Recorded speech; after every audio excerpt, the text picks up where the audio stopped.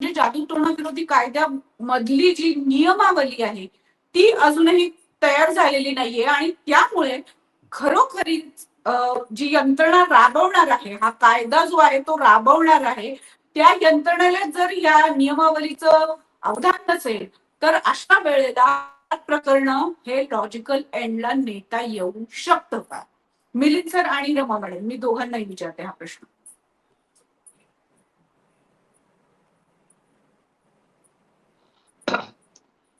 आधी रमा मॅडम बोलत असतील तर त्यांना बोलू द्या. नाही, बोला सर तुम्ही, मग मी बोलते. बोला बोला सर तुम्ही. हा, खरं तर जादूटोणा विरोधी कायदा जेव्हा डॉक्टर दाभोळकरांचा खून झाल्यानंतर हा कायदा पहिल्यांदा वट हुकूम काढला गेला नाही, नंतर कायदा झाला. आज कायदा होऊन देखील 12-13 वर्ष होत आले. सातत्याने आम्ही ही मागणी तेव्हापासून करत आहोत की नियम करा. नियम जोपर्यंत तुम्ही नियम करणार नाही त्या पद्धतीने आज आपण पाहतो की दक्षता अधिकाऱ्याचे कर्तव्य आहे त्या कायद्यामध्ये लिहिलेले आहे. दक्षता अधिकाऱ्याने सुमोटो ऍक्शन घेण्याचे त्याला अधिकार दिलेले आहे. तो स्वतः जप्त करू शकतो, तिथं जाऊन धाड मारू शकतो, अटक करू शकतो आणि स्वतः गुन्हा दाखल करू शकतो. आता 2000 पेक्षा जास्त जरी जादूटोणा कायद्याच्या अंतर्गत गुन्हे महाराष्ट्रामध्ये दाखल झाले आहेत, पण 2 ते 3 पण गुन्हे तुम्हाला सुमोटो ऍक्शननी केलेले दिसणार नाहीयेत. पोलिसांपर्यंत ते सतत असं बघतात की फिर्यादी आला म्हणजे तशा आता हे प्रकार घडत नव्हते असं काही नाहीये.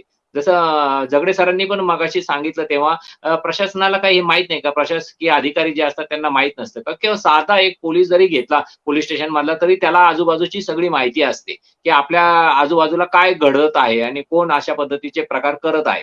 त्याच्यामुळं यांनी महिलांचं शोषण इतक्या वर्षापासून करतो आहे, इतकी अमाप संपत्ती यांनी इतक्या कमी काळात जमा केलेली आहे. इतके लोकं सेलिब्रिटीपासून तर राजकारणापासून एवढे सगळे लोकं तिथं येत आहेत. तर ह्याच्यामागे नक्की काय-काय गोष्टी केल्या जातात.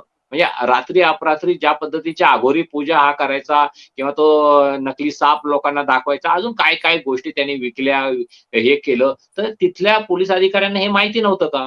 पोलीस अधिकाऱ्यांकडे जेव्हा तक्रारी आल्या तेव्हा देखील हा तपास कशा पद्धतीने गेला, की तक्रार जे तक्रार द्यायला आला त्याचीच चौकशी लावली किंवा ज्यांनी बातमी लावली होती त्याला धमकावलं गेलं. तर असे जेव्हा प्रकार घडतात खरं तर हे सगळ्यात महत्वाचं आहे, की नियम बनवले पाहिजे. नियम बनतील तर त्यांना नक्की कळेल, की आपल्याला काय करायचं आहे. आता ह्या कायद्यामध्ये असं सांगितलंय स्वतःच्या अंगात दैवी शक्ती आहे असं सांगणंच हा कायदा ने गुन्हा ठरेल.